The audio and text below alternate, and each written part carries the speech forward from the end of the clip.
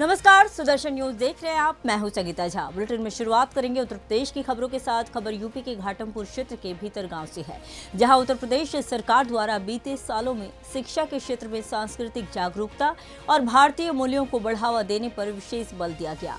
इसी दिशा में घाटमपुर क्षेत्र के भीतर गांव ब्लॉक स्थित कुंदौली गांव के विद्यालय सीपीसी के सेंट इंटर कॉलेज ने गरीब परिवारों की बालिकाओं के लिए शैक्षणिक शुल्क और सामग्री में राहत देने की पहल की है।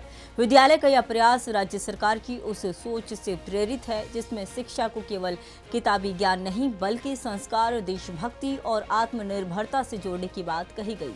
बच्चों को हनुमान चालीसा का पाठ कराया जाता है और छात्रों को मुगल शासकों की बजाय भारतीय वीरों का इतिहास पढ़ने पर बल दिया जाता है। प्रदेश सरकार ने हाल के वर्षों में पाठ्यक्रमों में भारतीय दृष्टिकोण को समाहित करने की बात कही है। योगी सरकार ने स्कूली स्तर पर भारतीय संस्कृति, परंपरा और गौरवशाली इतिहास को सिलेबस का हिस्सा बनाने के संकेत दिए हैं। ऐसे में कुंदौली के इस स्कूल द्वारा किया जा रहा प्रयास सरकार की नीति और सामाजिक भावनाओं का मिला जुला असर के तौर पर दिख रहा है। भाई, शरीर को खुराक की जरूरत होती है, लेकिन दिमाग को भी खुराक की जरूरत होती है। हम जिस तरीके का माहौल देते हैं, हमारा शरीर भी हमारा दिमाग उसी तरीके से काम करता है। अगर हम माहौल की बात करें, अगर हम जिस बच्चे को अच्छा माहौल देंगे, उस बच्चे का दिमाग भी अच्छा होगा। अगर हम बात करें विकसित देश अमेरिका की, अमेरिका में लोगों के पास समय नहीं है, उसको देश के विकास के बारे में आप समझाइए कि देश आगे कैसे बढ़ सकता है। अगर हम बात करें यहीं पर, जब तक कोई व्यक्ति, हम राजनीतिक कोई बात नहीं करेंगे, 2014 के पहले की बात करें तो बीजेपी गवर्नमेंट जो आज यहाँ पर है, उसकी 10 राज्यों में सरकार नहीं आती थी, उसकी कोई टिकट लेने को तैयार नहीं होता था। एक अकेले मोदी जी ने फील्ड में उतरकर पूरा देश का भूगोल बदल दिया। अब वहां पर हम मोदी जी की बात नहीं कर रहे, हम बात करें एक व्यक्ति की। उस एक व्यक्ति का फील्ड का परीक्षण था, उसने देखा कि एक्चुअल में देश को जरूरत किस चीज की है। वही कार्य हमने यहाँ आकर किया। मैं यहाँ 2017 से प्रिंसिपल हूँ। जब मैं 2017 में आया तो मैंने देखा कि ग्रामीण क्षेत्र है, 95%, 96% ये स्कोर गेन कर रहे हैं हमारे यहाँ के बच्चे। दूसरा, मैंने देखा कि यहाँ के बच्चे ज्यादातर एमबीबीएस डॉक्टर नहीं बन सकते हैं, इंजीनियर नहीं बन सकते, क्योंकि इतना पैसा उनके पास नहीं है। तो फिर सीसी की मान्यता कराई और उसमें गवर्नमेंट के द्वारा अच्छी खासी छूट का प्रावधान है। फिर मैंने और तीसरे बिंदु पे काम किया, ग्रामीण क्षेत्र का हूँ, अवकाश में शहरी क्षेत्र का होता, तो मैंने निःशुल्क इंग्लिश स्पीकिंग की व्यवस्था की, ताकि हमारे यहाँ का जब बच्चा निकल के जाए तो उसको ये महसूस ना हो कि मैं ग्रामीण फील्ड में परिवर्तन होना चाहिए। तो हमने जो मेन मेहनत की वो इंटर के बाद वाले में की है। अच्छा, जो गरीब कन्या है उनके लिए क्या? गरीब के लिए तो हमारे यहाँ विशेष रहती, जैसे एक बिल्कुल टैग लाइन हमारे यहाँ लिखी हुई है कि अगर जिसके पिता नहीं, किसी भी कारण से उसके पिता नहीं रहे हों और उसकी आर्थिक स्थिति क्या है हम पूछते ही नहीं, उसमें स्पेशल कोटा मैंने लगा रखा है कि अगर उसके पिता नहीं तो एक विशेष छूट उसमें दी जाती है। कुछ 5 वर्षों में 112 छात्र छात्राएं ऐसे हैं जो सरकारी नौकरी में जा चुके हैं और लगभग कम से कम 200 से लगाकर 300 बच्चे ऐसे हैं जो प्राइवेट में पॉलिटेक्निक, ITI इस तरीके से टेक्निकल कोर्स करने के बाद अच्छी खासी प्राइवेट नौकरी में है। और कन्याएं के लिए विशेष छूट है और यहाँ एक शिक्षा का देहात क्षेत्र में शिक्षा का एक मात्र स्थान है। गोविंद शुक्ला के साथ लाखन सिंह, सुदर्शन न्यूज, घाटम। खबरों में अब बात करेंगे उत्तर प्रदेश के चंदौली जिले की। नेगुरा गांव में शिव मंदिर को तोड़ने की धमकी देने पर तनाव फैल गया है। वहीं गांव के कुछ कट्टरपंथियों में केस मोहम्मद और दुखी खान पर जिहादी सोच के तहत माहौल बिगाड़ने का आरोप है। ग्रामीणों की शिकायत पर कोतवाल संजय सिंह ने त्वरित कार्रवाई करते हुए केस मोहम्मद को गिरफ्तार किया है, जबकि दुखी खान फरार है। वहीं बदरू खान द्वारा खून के बदले खून की धमकी पर भी कड़ी कार्रवाई की मांग हो रही है और ग्रामीणों ने मंदिर की सुरक्षा और आरोपियों की गिरफ्तारी की मांग उठाई है। मेरा नाम अखिलेश है, मैं ग्राम निगुरा का निवासी हूँ। अखिलेश जी, मंदिर का जीर्णोद्धार हो रहा है, आप लोगों का, गाँव वासियों का बड़ा सहयोग रहा है और हमने भी बहुत प्रमुखता से इस चीज़ को उठाया था। जबकि जिहादी मानसिकता के लोग यहाँ पे अतिक्रमण करना, मंदिर को, कल भी बाउंड्री जब हो गया तो कल भी कुछ लोग मंदिर तोड़ने की बात कर रहे थे, जिसमें पुलिस ने बड़ी कार्रवाई किया है, उनको जेल भेजा है। क्या कहना है? देखिए, अब उनकी ऐसी मानसिकता है। अब यहाँ पे 5.5 विश्वा के करीब नवीन प्रति पाया गया जिसको मंदिर पे अब बाउंड्री हो रही है और उनकी मानसिकता अभी ये है कि इस मंदिर को तोड़ना, जोड़ने की इन लोगों का व्यवहार जोड़ने का नहीं है। और इसका कारक माना जाए तो दो महीने पूर्व की घटना है। पर अब क्यों हो रहा है?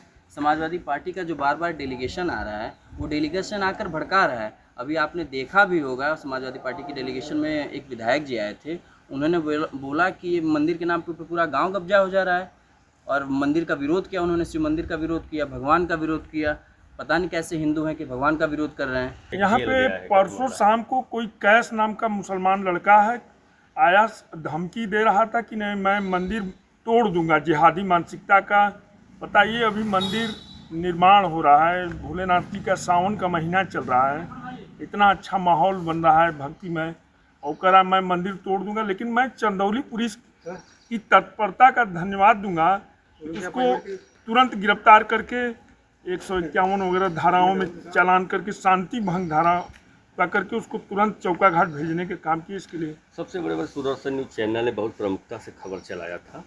आज उसका बाउंड्री हुआ और जो कठमुला जिहादी के लोग मंदिर को तोड़फोड़ कर रहे थे, गंदगी कर रहे थे, दीवार पे मिट्टी फेंक रहे थे, और आज मंदिर को भी न्याय मिला। और नेगुरा जो ग्रामवासी हैं, देखिए, सुदर्शन न्यूज़ चैनल तो ये हमेशा मंदिरों के समर्थन में ही तो आवाज़ उठाता है। आज सुदर्शन न्यूज़ चैनल की ही देन है नेगुरा जैसे शिव मंदिर के नवनिर्माण और इसके भव्यता को सुदर्शन न्यूज़ चैनल और यहाँ के जो कठमुल्ले और जिहादी हैं उनके पर लगाम लगाने का काम अगर कोई किया है तो सुदर्शन न्यूज़ चैनल के मंडल प्रभारी प्रशांत जी ने किया है। चंदौली से 2 किलोमीटर दूरी पर ये नेगुरा गांव है और ये मंदिर है, श्री शिव मंदिर है। वहाँ पे जो ग्रामवासी हैं खड़े हैं, यहाँ पे 2-3 जिहादी आए थे और मंदिर तोड़ने की बात कर रहे थे। जो यहाँ के इंस्पेक्टर थे संजय सिंह, उन्होंने कार्रवाई करते हुए जो कठमुल्ला था उसको जेल भेजा है। सबसे बड़ी बात है कि मंदिर का बाउंड्री हो गया, अभी भी मंदिर और यहाँ बाउंड्री तोड़ने की बात हो रही है। सुदर्शन न्यूज़ चैनल ने बहुत प्रमुखता से खबर चलाया था, जो कि यहाँ के हिंदू परिवार के साथ साथ शिव मंदिर को भी न्याय मिला है। जबकि यहाँ पे गंदगी की जाती थी, जो यहाँ कठमुल्ले थे गंदगी करते थे, दीवार पे छीटा करते थे। जो हिंदू परिवार की लड़कियां आती थी दर्शन करने के लिए, उनको बोली छोली बोलते थे। इसको लेके बहुत हंगामा हुआ था। तमाम विधायक यहाँ पे, राज्यसभा सांसद आए थे। अब देखना है कि जो यहाँ पे जो कठमुला जिहादी फरार है, जो मंदिर तोड़ने की बात कर रहा था, उसकी गिरफ्तारी पुलिस कब करती है। जो बदरू खान है आज भी घूम रहा है, जो खून के बदले खून बोल रहा था, लेकिन उसकी गिरफ्तारी आज तक नहीं हुई है। अब देखना है कि इस पे जो दोषी हैं उनके ऊपर कार्रवाई कब होती है। कैमरामैन सतीश तिवारी के साथ जिला संवाददाता प्रशांत सिंह, जनपद चंदौली। खबरों में अब बात करेंगे प्रयागराज की। यूपी के प्रयागराज में राजेंद्र नगर पटना से नई दिल्ली जाने वाली अमृत भारत एक्सप्रेस का सूबेदारगंज स्टेशन पर प्रथम आगमन हुआ, जहां भव्य स्वागत किया गया। उत्तर प्रदेश के औद्योगिक विकास मंत्री नंद गोपाल गुप्ता नंदी मुख्य अतिथि रहे। उन्होंने यात्रियों का स्वागत कर ट्रेन को हरी झंडी दिखाकर रवाना किया। इस अवसर पर रेलवे के वरिष्ठ अधिकारी भी मौजूद रहे। अत्याधुनिक सुविधाओं से लैस यह ट्रेन यात्रियों को आरामदायक और सुरक्षित सफर प्रदान करेगी। मंत्री नंदी ने प्रधानमंत्री मोदी के नेतृत्व में रेलवे विकास की सराहना की और ऐसे ऐतिहासिक कदम बताया। देखिए, हम सबका परम सौभाग्य है कि आदरणीय प्रधानमंत्री जिस दिन से इस देश की गद्दी पर बैठे हैं, प्रधान सेवक के रूप में काम कर रहे हैं, देश के 140 करोड़ लोगों की चिंता कर रहे हैं। भारतीय रेल के इतिहास में भी नित नए आयाम लिखे जा रहे हैं। आज जिस तरह से ये अमृत ट्रेन का शुभारंभ माननीय प्रधानमंत्री जी के द्वारा हुआ है, अभी हमारी झंडी दिखा रहे थे तो पीछे बहुत सारे कुछ अधिकारीगण हैं, कुछ कर्मचारीगण हैं, कुछ जनमानस भी है। तो सभी लोग गाड़ी को देख कर कितना खुश हो रहे थे, ये हम लोग के लिए अच्छा हो गया। तो निश्चित रूप से भारतीय रेल ने नित नए आयाम को छुआ है। मेरी शुभकामनाएं हैं आदरणीय रेल मंत्री जी के प्रति। डीआरएम साहब बड़ी जिम्मेदारी से काम कर रहे हैं। खबर में अब बात करेंगे यूपी के मुजफ्फरनगर की, जहां हरिद्वार से गंगा जल लेकर लौट रहे कांवड़ियों में इस बार एक मुस्लिम महिला शबनम की भक्ति सबका ध्यान खींच रही है। शबनम सनातन धर्म को मानते हुए अपने पति पवन के साथ नंगे पैर कांवड़ यात्रा पर निकली है और मुजफ्फरनगर पहुंच चुकी हैं और अपनी कांवड़ पर अपने सास ससुर की फोटो लगाई हुई है।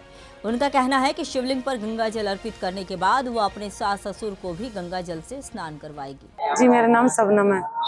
बोलिए, आपके पति का क्या नाम है? पवन कुमार। आप कावड़ लेके आ रहे हो, कहाँ से आ रहे हो, कहाँ जाओगे? सर, मैं हरिद्वार से आ रही हूँ और गाजियाबाद मुझे जाना है। कितने लीटर की आपकी कावड़ है ये? मेरी 82 लीटर है, बाकी का सारा वेट मेरा 60 बैठ रहा है। कैसे कैसे लेके चलते हैं आप लोग कावड़? जैसे भोले बाबा चलाते हैं वैसे ही चलते हैं। अलग बोले खींचना तो मुझे ही है, मैं अपनी अलग चलाती हूँ। अलग से बात है। हाँ, बाई चांस चल ना पाती है, थक जाती हूँ तो थोड़ा चला देते हैं भोले। हर रोज कितना किलोमीटर चलते हो आप? चलने की तो हम 20 भी खींच लें, 15 भी खींच लें, थक जाओ मैं 10 भी खींच लें मैं। कितना बोले की मर्जी होती है उतना चला।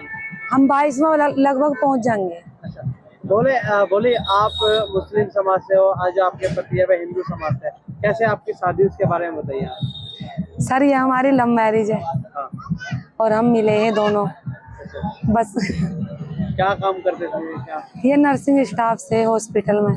खबरों में अब बात करेंगे यूपी के शामली में थाना भवन नगर पंचायत की बैठक कर प्रणाली ठेकेदारों के भुगतान और विकास कार्यों को लेकर हंगामे की भेंट चढ़ गई। सभासदों ने कर प्रणाली में अनियमितताओं का आरोप लगाते हुए नए सर्वे और पारदर्शिता की मांग की। ठेकेदारों के बकाया भुगतान को लेकर भी तीखी बहस हुई। सिटी गार्डन को निजी ठेके पर देने के प्रस्ताव पर भी मतभेद सामने आए। सभासदों ने नगर अध्यक्षा पर टाल मटोल और अभद्रता के आरोप लगाए, जिसके बाद वह बैठक से उठकर चली गई। विवाद बढ़ने पर अधिशासी अधिकारी ने बैठक स्थगित कर दी। आज नगर पंचायत कार्यालय में अध्यक्ष महोदय के अनुसार आदेशानुसार जो बोर्ड मीटिंग हुई और उसमें जैसे हमारे नगर में टैक्स प्रणाली के कार्य में विरोध चल रहा है, उसके बारे में विचार विमर्श किया गया। उसे रोक कर आगे ना लागू करने का निर्णय माननीय मंत्री श्री सुरेश राणा जी का आदेशानुसार लिया गया। और दूसरा फिर हमने जो बात रखी अपनी वही रखी कि हमारे वार्ड में विकास कार्य नहीं हो पा रहे हैं ठेकेदारों को पेमेंट ना होने के कारण। इस पर उन्होंने जवाब दिया कि मैं पेमेंट नहीं करूँगी और इस चीज़ का भी हमें जनता के बीच में जाना है, आगे भी चुनाव है, अब भी लोगों को काम करने हैं, कोई काम हमारे से नहीं हो पा रहे हैं। फिर तीसरा मुद्दा कि हमारे यहाँ नगर पंचायत में थाना भवन के अंदर सिटी गार्डन है, उसको ठेके की नीलामी के लिए प्रस्ताव रखा गया।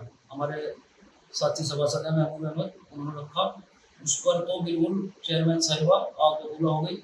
अगली खबर यूपी के ललितपुर से है। ललितपुर में दिशा बैठक में पहुंचे सांसद अनुराग शर्मा से जब जनपद की दुर्दशा पर सवाल पूछा गया तो वे भड़क उठे और पत्रकार को ही नेता बनने की सलाह दे डाली।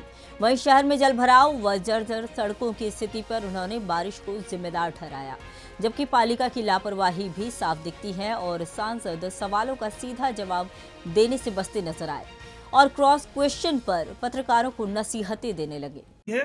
जनपद की दशा खराब हो रही है पानी से। दशा को लेकर क्या कहेंगे? दशा तो हो गई, दशा बता दें आप। दशा बता देता हूँ आपको कि आप क्या चाह रहे हो कि अभी जल नहीं बरसे, हाँ, जल रोक लिया जाए। तो ऐसे शब्द वायर, जब आप गंभीर पत्रकार हो, जी गंभीरता से पेश आओ। नहीं सर, गंभीरता से बात सुन लीजिए। अब आप सर दशा खराब है। दशा खराब क्यों है? क्योंकि बारिश ज्यादा हो रही है। नहीं, नगर ने काम नहीं किया, नगरपालिका काम करती। अगर आप बात सुनेंगे तो बात पूरी रखी जाएगी। जी सुनाइए। अगर आपको अपनी बात नहीं आप करिए, नेतागिरी करनी तो मैं एक माइक मंगवा देता हूँ। सर मैं माइक नहीं चाहिए। चलिए आप बताएं पहले। दो काम है जी। क्षेत्र में बारिश बहुत ज्यादा हुई, जितनी हम लोगों को कभी किसी को उम्मीद नहीं थी।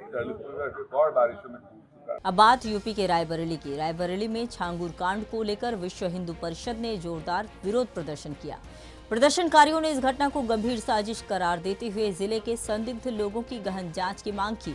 उनका आरोप है कि इस कांड के तार रायबरेली से जुड़े हो सकते हैं। वक्ताओं ने निष्पक्ष जांच और दोषियों की जल्द गिरफ्तारी की मांग करते हुए चेतावनी दी, यदि कार्रवाई नहीं हुई तो आंदोलन तेज किया जाएगा। स्थानीय लोगों ने प्रशासन से संवेदनशीलता दिखाने और त्वरित कार्रवाई सुनिश्चित करने की अपील की। मेरा परिचय, मैं विवेक सिंह, प्रांत सहमंत्री विश्व हिंदू परिषद अवध प्रांत। क्या हुआ कि आज हो रहा है प्रदर्शन आप लोगों का? देखिए, लगातार धर्मांतरण की घटनाएं बढ़ती जा रही हैं। जैसे भी आपने देखा होगा कि भी पर्दाफाश हुआ है छांगुर बाबा का, तो वो वैसे कई इस तरीके के उनके स्लीपर पार्सल के रूप में पूरे जिले में काम कर रहे हैं और प्रांत के अपने पूरे या प्रदेश के पूरे जिलों में उनका एक रैकेट फैला हुआ है, जो लगातार भोले भाले गरीब असहायों निसक्तों को जो है पैसे के लालच में, धन के लालच में, जो हमारे समाज के अति पिछड़े निचले पायदान पे जो समाज के लोग हैं, उन पे ये लालच दे करके इस तरीके की घटनाएं करवाते हैं। ऐसे कई क्षेत्र यहाँ पे हैं, जैसे आपका एक मिल एरिया के पास काशीराम का है, संदी नागिन है, मंसीपुर के पास का एक क्षेत्र है, और भदोकर है, बचरावा है, ऐसे कई क्षेत्र जिसमें पहले भी जो धर्मांतरण की घटनाएं कई सामने आई है। तो हम शासन प्रशासन से मांग करते हैं कि इनके ऊपर अंकुश किया जाए और कठोर से कठोर धाराओं में इनके ऊपर मुकदमा भी दर्ज किया जाए। और जैसे लव जिहाद का मामला, अभी आपने देखा होगा कि लव जिहाद के मामले में यहाँ पे कुम्हारन की प्रभा में जो है एक दलित एक बच्ची के साथ जो है, नाबालिग बच्ची के साथ बलात्कार हुआ, जिसमें जो है काफी मशक्कत के बाद फिर मुकदमा उसमें दर्ज किया गया।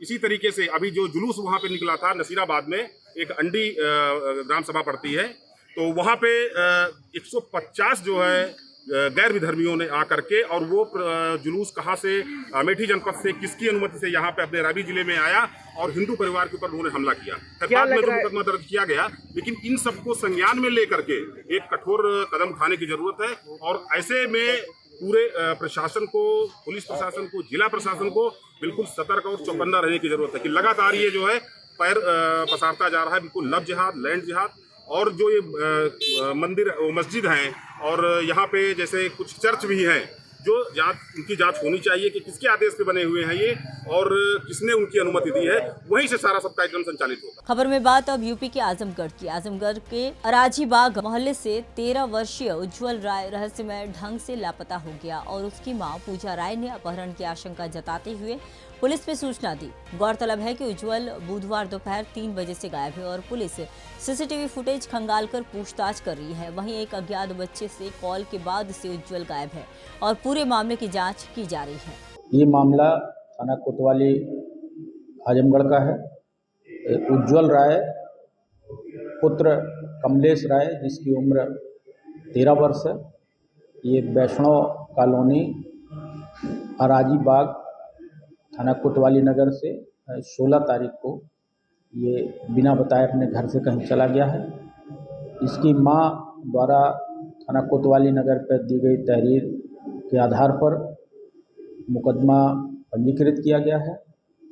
टीम लगाकर इस बच्चे की तलाश की जा रही है। शीघ्र ही सफलता मिलेगी। किसी पर कोई आरोप प्रत्यारोप नहीं लगाया गया है। इस बच्चे की पुलिस के द्वारा जो तरीके हैं उससे खोजा जा रहा है।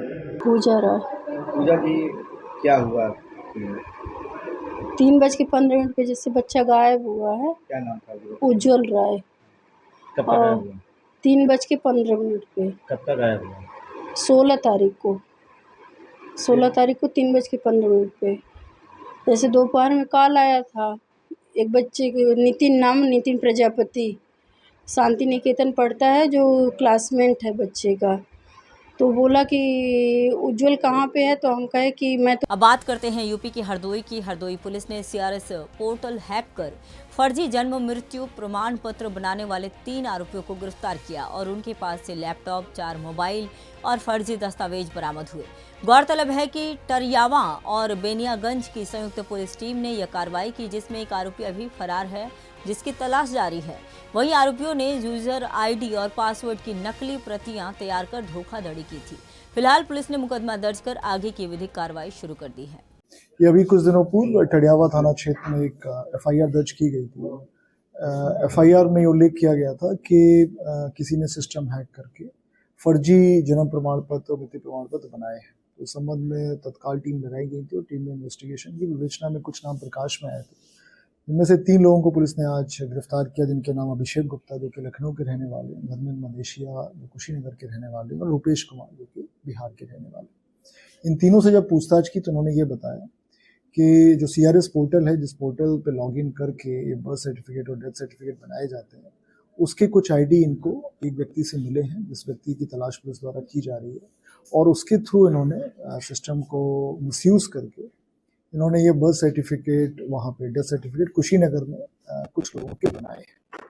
इसमें यहाँ की जनपद हरदोई की लॉगिन ID इस्तेमाल की गई है और उसका गलत इस्तेमाल करके इन्होंने इनके जो अभी तक इंटरोगेशन में आए, लगभग 30 से 35 फर्जी प्रमाण पत्र बनाए हैं। बाकी डिटेल्स इनके बारे में चेक की जा रही है और कुछ सिस्टम्स में जो लूप होल्स हैं उनके द्वारा बताए गए, इनके बारे में भी वरिष्ठ अधिकारियों को और संबंधित विभाग को पत्राचार किया जाए। अब बात करते हैं यूपी के ललितपुर के बार थाना क्षेत्र में हुई ब्लाइंड मर्डर का पुलिस ने पर्दाफाश कर दिया है, जहां आरोपी को गिरफ्तार किया गया है और उसके पास से कीटनाशक की बोतल और मृतका का मोबाइल बरामद हुआ है और यह हत्या विष देकर की गई थी। तो वहीं मामले को लेकर पुलिस की स्वाट और सर्विलांस टीम ने मिलकर इस केस का सफल अनावरण किया और आरोपी को न्यायालय में पेश कर न्यायिक हिरासत में भेज दिया है। 100 जो है वो बोरी में मिला हुआ था डैम में, सजाद डैम में। जैसे ये मिला था, महिला की पहचान के लिए पूरे जनपद की फोर्स को लगाया गया और उसमें जो है फाइनली उस महिला की पहचान हुई थी। वो रानी नाम की महिला थी जो कि बार थाना क्षेत्र में उनकी शादी हुई थी। उसके बाद ये घटना कैसे हुई, इसके अनावरण के लिए थाने की टीम, हमारी जो स्वाट की टीम है, सर्विलांस की टीम है, इन सबको लगाया गया था और उसी के क्रम में जो है ये पता चला कि जो महिला है इनका और इनके पति के बीच में विवाद चल रहा था, जिसको लेकर के ये महिला जो है जो इनका ससुराल है उसी गांव का एक जगदीश नामक व्यक्ति है, उसके साथ इनकी दोस्ती हो गई थी। उसके साथ ये पिछले 1 साल पहले भी ये उसके साथ चली गई थी रहने के लिए और लगातार उस जगदीश के साथ ही ये लोग रह रहे थे। और फिर जगदीश की अभी हाल ही में शादी जो है वो तय हुई थी, इसको लेकर के लगातार इन दोनों के बीच में विवाद शुरू हुआ था। और फिर महिला का एक इंस्टाग्राम के माध्यम से एक अशोकनगर का रहने वाला व्यक्ति है यशवंत, उससे जो है दोस्ती हो गई थी। इसी को लेकर के इनके बीच में आपस में विवाद जो है वो हो गया था और उसी विवाद की वजह से जगदीश जो इसमें एक अभियुक्त है, जिसके द्वारा एक प्रॉपर प्लानिंग करते हुए इस महिला की हत्या जो है वो किया गया है। अगली खबर यूपी के बिजनौर से है। बिजनौर की उत्तम शुगर मिल में वाटर ट्रीटमेंट प्लांट की सफाई के दौरान गैस रिसाव से 4 कर्मचारियों की मौत हो गई और 1 घायल हो गया। मृतकों में सुपरवाइजर और 3 अन्य कर्मचारी शामिल हैं, जहां टैंक में जहरीली गैस के कारण ये सभी बेहोश होकर पानी में गिर पड़े। स्थानीय प्रशासन ने जांच शुरू की है और इस तरह की घटना मिल में पहले भी हो चुकी है, जिससे सुरक्षा व्यवस्था पर सवाल उठ रहे हैं। भैया अभी एक शुगर मिल वालों ने बताया, जो लोग साथ में आए इनके कपिल में परिवार का ही लड़का है, वो वहीं शुगर मिल में 15 साल से 16 साल से नौकरी कर रहा है। कोई वहाँ गड्ढा था, उस गड्ढे में ईटीपी का पानी, ये लोग बता रहे हैं, क्या बता रहे हैं, वो उसमें पानी निकाल दिया था, लेकिन वो बारिश का पानी फिर भरा उसमें, तो एक उसमें गिर गया। दूसरा उसे निकालने के लिए घुसा तो वो भी वहीं रह गया। तीसरा निकालने के लिए घुसा तो वो भी वहीं रह गया। चौथा घुसा तो वो निकल के बाहर आ गया। उसी ने फ़ोन करके मिल में बताया। कितनी कैजुअलिटी हुई है? 3। अच्छा, कोई गहराई पता चली गड्ढे कितनी गहराई होगी? इसमें फैक्ट्री की लापरवाही मान रहे हैं आप? ये थाना नागल क्षेत्र में बरकातपुर में शुगर फैक्ट्री है। इसमें आज ये दुखद घटना हुई है। इसमें एक टैंक है जो उनका ईटीपी प्लांट है, यहाँ से पानी को साफ करके वापस भेजा जाता है। उस टैंक में सफाई के दौरान ये हादसा हुआ है। इसमें पहले एक व्यक्ति था जो सफाई के लिए गया, वो गिर गया। 2 लोग और बचाने हुए, वो भी गिरे उसमें। उनको वहाँ से तुरंत एम्बुलेंस से यहाँ अस्पताल लाया गया, जहाँ उन्हें मृत घोषित किया गया है। इस संबंध में और लोग गाँव के मौजूद हैं, सबसे बात की जा रही है। कितनी कैजुअलिटी हुई है? 3 लोग हैं। 3 लोग हैं। इसमें एक चंदक का रहने वाला और एक लालपुर बाला वाली और एक किसोटरा गांव के रहने वाले हैं। 3 लोग हैं। घायल कितने हैं? अभी घायल के बारे में एक का पता चला, जो लास्ट में जो चौथे थे जो बचाने गए थे, उनकी भी थोड़ी तबीयत ठीक है, तो डॉक्टर बीरबल के यहाँ पर इलाज कराया जा रहा है। अगली खबर यूपी के कानपुर से है। कानपुर में गंगा बैराज से एक युवक ने छलांग लगा दी। युवक की पहचान उन्नाव निवासी के रूप में हुई है। घटना के बाद परिजनों ने सड़क जाम कर दी, जिससे यातायात प्रभावित हुआ। पुलिस और गोताखोर टीम युवक की तलाश में जुटी है। दरअसल युवक बाइक से बैराज आया और सीधे नदी में कूद गया। घटना का कारण स्पष्ट नहीं हो पाया है, तो वहीं घटना से परिजन आक्रोशित हैं। पुलिस उन्हें समझाने का प्रयास कर रही है।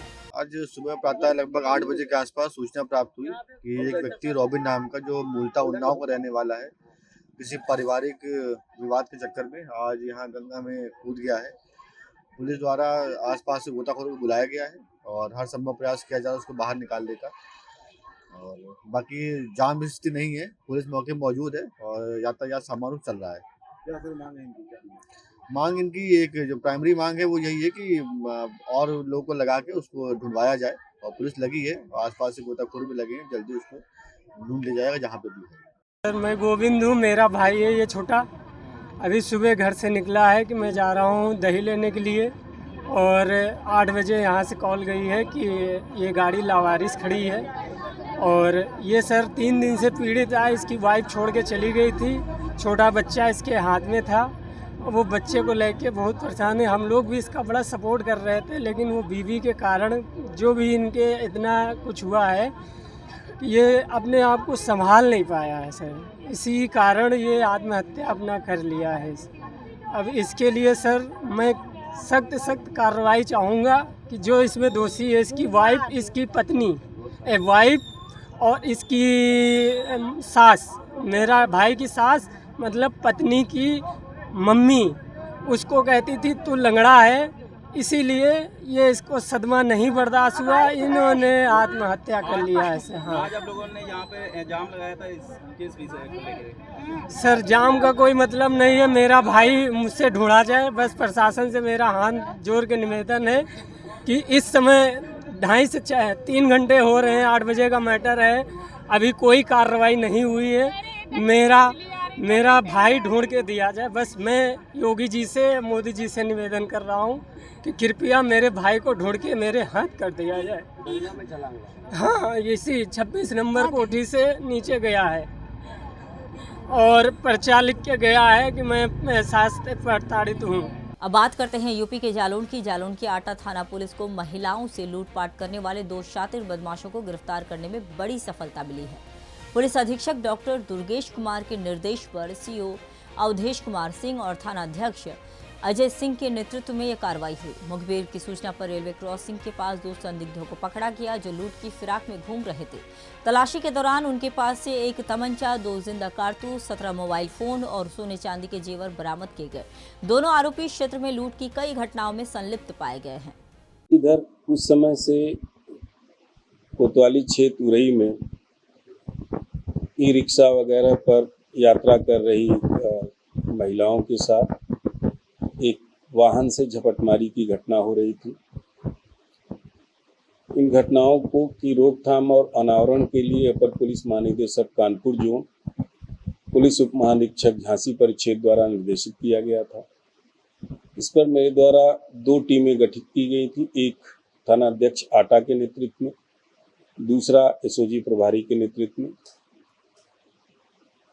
दिनांक 18 जुलाई 2025 की रात में सटीक सूचना प्राप्त हुई। इन घटनाओं को कारित करने वाले 2 अभियुक्त आटा क्षेत्र में कहीं जाने वाले हैं। इस सूचना पर थानाध्यक्ष आटा द्वारा इनको गिरफ्तार किया गया। पूछने पर इन्होंने अपना नाम शनि कंजड़ एवं राजा कंजड़ बताया, जो संधी गांव आटा के रहने वाले हैं। पूछताछ से इन लोगों ने उरई की 3 घटनाओं को करना स्वीकार किया। उन घटनाओं से संबंधित जो सामान गया था उसको बरामद कराया। उसके अतिरिक्त कुल 17 मोबाइल फोन, 1 तमंचा, उसके साथ कारतूस, जिस मोटरसाइकिल से ये घटना करते थे वो मोटरसाइकिल, चांदी के जेवरात, पर्स इत्यादि कीमती कुल लगभग 5 लाख रुपए का बरामद हुआ है। शनि कंजड़ के ऊपर अभी तक कुल 7 अभियोग की जानकारी हम लोगों को प्राप्त हुई है और राजा पर कुल 4 अभियोगों की जानकारी प्राप्त हुई है।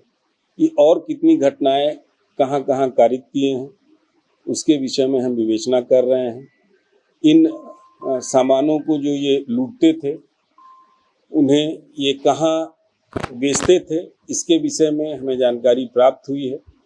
उसकी विवेचना करके उसकी भी गिरफ्तारी का प्रयास हम कर रहे हैं और शीघ्र ही सारे प्रकरण जो है, सारे मामले इससे हम लोग कनेक्ट करेंगे और आगे की कार्रवाई सुनिश्चित करेंगे।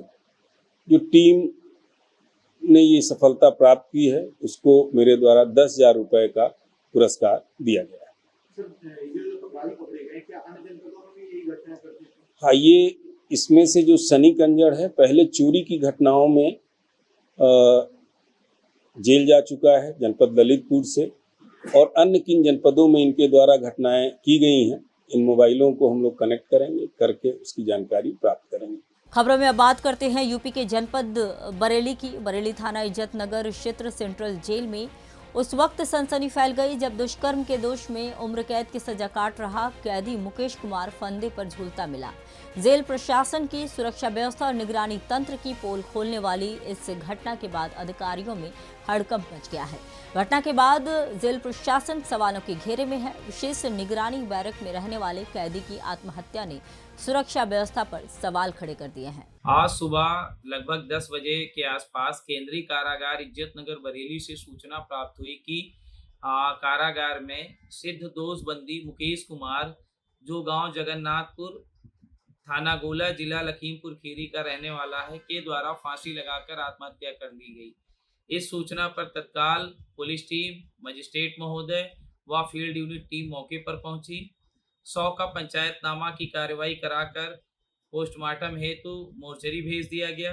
मौके पर शांति है व कानून व्यवस्था की स्थिति सामान्य है। अगली खबर यूपी के कानपुर से है। कानपुर नगर में जिलाधिकारी जितेंद्र प्रताप सिंह की नई और सराहनीय पहल के तहत थैलेसीमिया पीड़ित बच्चों के लिए विशेष रक्तदान शिविर का आयोजन किया गया। इस शिविर में 225 थैलेसीमिया पीड़ित बच्चों की मदद के उद्देश्य से रक्त संग्रह किया गया। कार्यक्रम में बड़ी संख्या में लोगों ने उत्साहपूर्वक रक्तदान किया। शिविर का उद्देश्य जरूरतमंद बच्चों को समय पर सुरक्षित रक्त उपलब्ध कराना था। जिलाधिकारी ने रक्तदाताओं का आभार व्यक्त करते हुए समाज में जागरूकता बढ़ाने की अपील की। यह पहल जन कल्याण और मानवता की मिसाल बन गई। थैलेसीमिया एक ऐसी आनुवंशिक बीमारी है जिसमें ब्लड का ट्रांसफ्यूजन बहुत रेगुलर करना पड़ता है, और कानपुर महानगर की एक संस्था है बहुत पहले से, कानपुर थैलेसीमिक्स करके, जिसको भट्टाचार्य जी चलाते भी हैं और वो खुद इसके अग्रणी हैं। तो आज उनके द्वारा और सिविल डिफेंस की जो हमारी पूरी टीम है यहाँ की, उसने ये कार्यक्रम आयोजित किया है। क्योंकि थैलेसीमिया के पेशेंट्स में रेड ब्लड सेल्स बनती नहीं है आसानी से और बहुत जल्दी वो डिप्लीट करती हैं, तो उसके लिए एक मास स्केल पे ब्लड की जरूरत पड़ती है। कानपुर महानगर में ऐसे महादानी लोग हैं जो रक्तदानी हैं और रक्तदान कर रहे हैं। आज यहाँ पर बीटेक के बच्चे भी हैं, गृहिणियां भी हैं, जहां हम लोग बैठे हैं, गेस्ट हाउस उनके संचालिका भी हैं और अन्य गणमान्य व्यक्ति हैं जिन्होंने आज ब्लड डोनेशन किया। मैं सभी कानपुर महानगर वासियों का इसके लिए धन्यवाद देना चाहूंगा कि वो अपने नगर के उन लोगों के साथ में खड़े हैं जिनको रक्त की आवश्यकता पड़ती है। हमारी सिविल डिफेंस की टीम, कानपुर थैलेसीमिक्स की टीम को मैं बधाई देता हूँ कि इस सामाजिक सरोकार के मुद्दे में सिविल डिफेंस के जुड़ने से जो एक कार्यक्रम को गरिमा मिली है, सभी आयोजकों को मैं हृदय से साधुवाद देता हूं और कानपुर शहर वासियों का भी मैं साधुवाद करता हूं। अब खबरों में आगे बढ़ते हैं। बता दें कि यूपी के ललितपुर के मसौरा खुर्द गांव में स्मार्ट मीटरों से बढ़े बिजली बिलों को लेकर किसानों में आक्रोश है। प्रगतिशील किसान जनमोर्चा ने तहसील दिवस में ज्ञापन देकर स्मार्ट मीटरों की जांच की मांग की। किसानों का आरोप है कि ठेकेदारों द्वारा लगाए गए मीटरों से उपयोग से कई गुना अधिक बिल आ रहे हैं, जिससे उन्हें भारी आर्थिक नुकसान हो रहा है। बिल न भर पाने पर कनेक्शन काट दिए जाते हैं, जिससे बारिश के मौसम में जानवर और परिवार खतरे में है। किसानों ने जिला प्रशासन से तत्काल जांच और सुधार की मांग की है। नाम हमारा सनत कुमार पटेल है, ग्राम मसौरापुर से आए हैं। हम लोग सारे ग्रामवासी आए हैं। हमारे गांव में स्मार्ट मीटर लगा दिए गए हैं, करीबन उनको 1.5-2 महीने हो गए हैं। हम लोग स्मार्ट मीटर की समस्या से, बिल की समस्या से बहुत जूझ रहे हैं। इतना बिल आ रहा है कि जैसे किसी आदमी का 200-300 रुपए आता था, उनका 3000-4000 आ रहा है। तो क्या मांग है आपकी? मांग हमारी है कि सबसे पहले इनको हटाया जाए, इसके बाद कोई समीक्षा, कोई जांच की जाए, क्योंकि स्मार्ट मीटर से बहुत शोषण हो रहा है हमारे किसानों का, हमारे गांव का। और सबसे पहले हमारा गांव ही नियुक्त किया गया, तो पहले हम लोगों को जानकारी नहीं थी, इसलिए अब जो कम से कम 4000-5000 रुपए बिल आ रहा है, इसलिए आम आदमी भरने को तैयार नहीं है। इसलिए मीटर ये खिंचवाए जाए। बिजली विभाग गए तो वो लोग बोल रहे हैं कि हम जांच कराएंगे, आप लोग बिल भरिएगा, ये भरिएगा, हम जांच कराएंगे। बाकी ना कोई जांच हो रही है, ना मीटर खिंचवाए जा रहे हैं, कुछ नहीं हो रहा है। अरविंद जी, आपका बिल कितना आया है? 26,000। पहले कितना आता था? पहले 200-300। अच्छा, आपने विभाग में गए हो? गए हैं, जो हिसाब मिलते नहीं है, 2 बिल गए। क्या कहते हैं? मिले नहीं? मिले नहीं, 6000 माइनस करे कुल। कितने में? 26,000। 6000 माइनस, मान 20,000 का बिल। कितने महीने का है ये? 2 महीने का है। स्मार्ट मीटर लगी। ये कौन सी मीटर चल रहा है आपके यहाँ? स्मार्ट मीटर लग गया। स्मार्ट मीटर लग गया। हमारा नाम बाबूलाल दुबे, केंद्रीय अध्यक्ष प्रगतिशील किसान मोर्चा उत्तर प्रदेश। क्या समस्या लेके आए? समस्या लेके ये आए हैं कि भारत सरकार द्वारा एक नई स्कीम चलाई जा रही है, स्मार्ट मीटर। वो किसानों और उपभोक्ताओं को सहूलियत के लिए है, लेकिन उस सहूलियत की जगह किसानों का भयंकर शोषण हो रहा है। जो किसानों के पास 1-2 बल्ब जलते हैं उन किसानों का पहले 200-300 बिल आता था, आज मसौड़ा खुर्द में 4,000, 5,000, 11,000 रुपये आ रहा है। इस प्रकार किसानों का दमन जो है बीमा मतलब जो किसानों का दमन बिजली विभाग द्वारा ठेकेदारों से कराया जा रहा है उसको तुरंत रोका जाए और स्मार्ट मीटर हटाकर पहले उसकी समीक्षा और परीक्षण किया जाए, परीक्षण के बाद ही कोई आगे कार्रवाई की जाए और जो लगाया गया स्मार्ट मीटर तुरंत हटाया जाए। सबसे पहले ग्राम मसौड़ा खुर्द में लगाया कितने किसानों का बिल ज्यादा आया है? पूरे गांव में आया है, पूरे गांव का बिल आया है। पूरे गांव का किसानों का ज्यादा है, हजारों का। अगली खबर यूपी के फर्रुखाबाद से है, जहां 4 दिन से लापता गौरक्षक का कोई पता नहीं मिल पा रहा है। बता दें कि 4 दिन से लापता गौरक्षक का कोई सुराग नहीं मिला। परिजनों ने पुलिस अधीक्षक कार्यालय में इसके लिए हंगामा किया। गौरक्षक रितेश पाल अपनी बहन शिवानी के साथ अपनी गारमेंट्स की दुकान पर था। पिंकू दुकान पर आया तो बोला उसे मोटरसाइकिल से बदनपुर छोड़ दो। रितेश पिंकू के बाद बदनपुर की ओर मोटरसाइकिल से चला गया। 15 जुलाई को वापस न मिलने पर परिजनों ने पुलिस को इसकी सूचना दी। परिवार के लोगों ने आरोप लगाया है कि पिंकू करण प्रांजूल ने रितेश के साथ मारपीट की है। उसी दिन से रितेश लापता है। परिजनों ने पुलिस अधीक्षक कार्यालय पहुंचकर हंगामा काटा। परिजनों का आरोप है कि पुलिस आरोपियों को नहीं गिरफ्तार कर रही है। मौके पर पहुंची सीओ सिटी ऐश्वर्या उपाध्याय ने परिजनों को समझा बुझाकर शांत कराया। ऐश्वर्या उपाध्याय ने परिजनों को बताया कि पुलिस अधीक्षक तहसील दिवस में उसके पास मौके पर पहुंचेगी। सीओ सिटी के समझाने के बाद परिजन शांत हुए और उन्होंने परिजनों को कार्रवाई का भरोसा दिया। माता दिन। अच्छा, कहाँ के निवासी हैं आप? जमापुर। थाना कौन सा है आपका? राजेपुर। क्या समस्या है? समस्या ये, मैं दुकान बढ़ा के जा रही थी और मेरा भाई साथ में कहाँ पर दुकान है आपकी और कहाँ बढ़ा कर? मेरे जमापुर चौराहे पे है। किस चीज की दुकान है? रेडीमेड कपड़ों की दुकान है। किस समय बढ़ा कर जा रही थी? 8 बजे जा रहे थे, ऐसे थे 8-10 मिनट थे। सुबह का या शाम का? शाम के। शाम को। तो पिंकू आए, हम लोग जा रहे थे। पिंकू ने कहा कि मुझे भाई थे आप लोग और कौन था आपके साथ? मैं था, मेरा भाई था और कोई नहीं। अच्छा, क्या नाम है भाई का? रितेश पाल। पिंकू ने कहा मुझे छोड़ दो। रितेश ने कहा चलो अच्छा ठीक है। हमसे कहा कहाँ के लिए छोड़ दो? बदनपुर के लिए। बदनपुर छोड़ दो। फिर हमसे कहा तुम घर पे जाओ, हम अभी आ रहे पिंकू को छोड़ के। अब फिर जब छोड़ने गए उसके बाद हमने फ़ोन लगाया 10-15 मिनट बाद, वो फ़ोन उन्हें उठाया नहीं, काट दिया। फिर हमने देखा उन्हें मारपीट कम से कम 10:30 बजे, 9:30 बजे। किस चीज से छोड़ने गए थे? वो पिंकू की बाइक से, भाई मेरे अपनी बाइक से थे, मतलब साथ लेके गए और उनने लड़के लगा रखे थे पहले ही से। और उनने खोके पे पहले ठेके पे लेके गए, मारा पीटा। सब लोग थे लड़के 3-4। उनका नाम है करण और बिन का नाम प्रांजूल, करण और अप्पे और छोटू और ऋषि। इन 6 लड़कों ने मेरे भाई को मारा। फिर वो कहते जबरदस्ती करके भाग आया। फिर पुलिया पकड़ लिया, पानी और पुलिया पे खूब मार तोड़ की, मोटरसाइकिल बाइक फेंक दी और भाई को मार पीट करके पता नहीं क्या किया। उसे लापता है। 5 दिन हो गए, कुछ कार्रवाई भी नहीं हो रही है। थाने गए थे आप लोग? थाने गए, कम से कम 5 दिन से थाने रोज जा रही हूँ, कुछ कार्रवाई नहीं हो रही।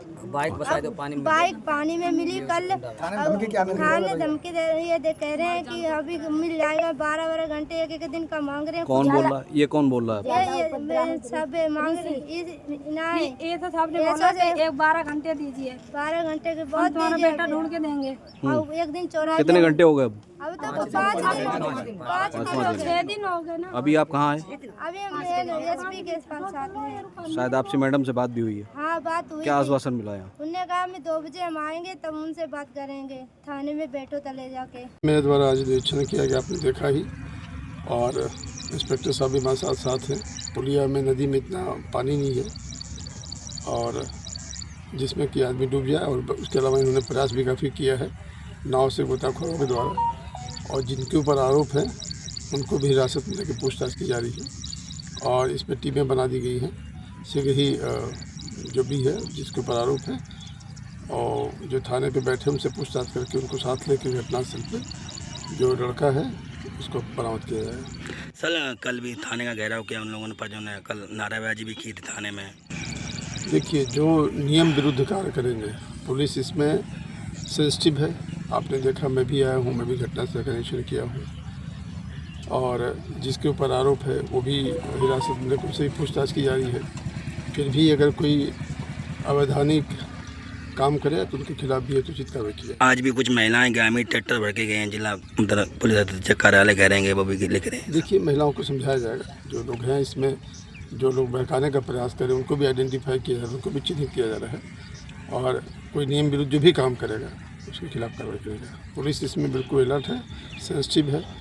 मेरा घटनास्थल पे आना, चीज़ों को लगाना, गोताखोरों को लगाना, जिनके ऊपर आरोप है उनको हिरासत में लेकर पूछताछ करना, पुलिस अपनी तरफ से सारा कार्य कर रही है, मुस्तैद है और शीघ्र ही कार्रवाई। खबर उत्तर प्रदेश के फर्रुखाबाद से है, जहां जिलाधिकारी आशुतोष कुमार द्विवेदी और पुलिस अधीक्षक आरती सिंह ने तहसील कायमगंज में संपूर्ण समाधान दिवस शुरू किया है और फरियादियों की जो समस्याएं हैं उनको यहाँ सुना गया। आपको बता दें कि संपूर्ण समाधान दिवस में राजस्व विभाग की 32, पुलिस की 35 और विकास विभाग की 17, विद्युत विभाग की 8, पूर्ति विभाग 5, चिकित्सा विभाग की 4 और अन्य विभागों की 16 शिकायतें, कुल मिलाकर 117 शिकायतें यहां प्राप्त हुई, जिनमें से 19 का मौके पर ही निस्तारण किया गया। जिलाधिकारी ने प्राप्त शिकायतों का शासन की मंशा के अनुरूप प्राथमिकता के आधार पर तय समय सीमा के अंदर निस्तारण करने के आदेश यहां संबंधित अधिकारियों को भी दिए हैं। 17 विभिन्न विभागों के आए, जिसमें राजस्व के 32, पुलिस के 33, विकास के 17, विद्युत के 8, पूर्ति विभाग के 5, चिकित्सा के 4 और डिफरेंट मिलाकर 16 है। इसमें आज ही 19 निस्तारित हुए, शेष को गुणवत्तापूर्वक ससमय निस्तारण करने के लिए संबंधित उद्देश्य और क्या निर्देश दिए गए? पब्लिक के जो भी ग्रीवांसेस है उसको गुणवत्तापूर्वक ससमय निस्तारित किया जाए और सभी पक्षों को सुन लिया जाए, इसके बाद निस्तारित किया जाए। कुछ शिकायतें सर बार बार आ रही हैं जिसका निस्तारण नहीं हो रहा है। ठीक है, कुछ शिकायतें आ रही हैं, उसमें कई कारण, कुछ में विभागीय लापरवाही भी है, कुछ में कानूनी रूप से डिफरेंट कोड या सक्षमता अलग अलग है, इसलिए भी दिक्कत। जैसे पैमाइश का ही है, पैमाइश में पुलिस राजस्व की चीज आती है, जहाँ सब सहमत हो जाते हैं वहाँ तो निस्तारण हो जाता है, जहाँ सहमत नहीं होते हैं वो धारा 24 में आना पड़ता है और उसमें नहीं जानते हैं, बार बार आते हैं तो समस्या उस रूप में भी दिखती है। तो उसमें लोगों को रेगुलरली गाइड करना भी हम लोगों की ड्यूटी रहती है कि भाई जब सब सहमत नहीं है तो आप धारा 24 में डाल दीजिए या बंटवारा करा लीजिए, फिर हल होगा। देखिए, उसकी शिकायत लेखपाल की कर रहे थे, लेखपाल के स्थानांतरण की बात कर रहे थे, तो लेखपाल वहाँ वो क्वेश्चन ही नहीं है, उसकी शिकायत कर रहे हैं तो कोई अपना स्वार्थ हो सकता है, क्योंकि प्रॉब्लम नहीं बता रहे हैं, बता रहे हैं कि लेखपाल को हटा दिया जाए, तो लेखपाल भाई ही नहीं जिस लेखपाल की शिकायत कर रहे हैं। तो कोई लगता है कि व्यक्तिगत पारिवारिक या मिशन है, फिर भी वो हमने एसडीएम साहब को बताया है, वो उसमें परीक्षण करा लेंगे, कहीं उनकी प्रमांस आएगी तो समाधान कराया जाएगा, और यदि जानबूझकर बदमाशी के तरह है तो नियमानुसार कार्रवाई की जाएगी। फिलहाल के लिए इस बुलेटिन में इतना ही। देश दुनिया की तमाम खबरों के लिए बने रहिए सुदर्शन न्यूज के साथ। जय हिंद।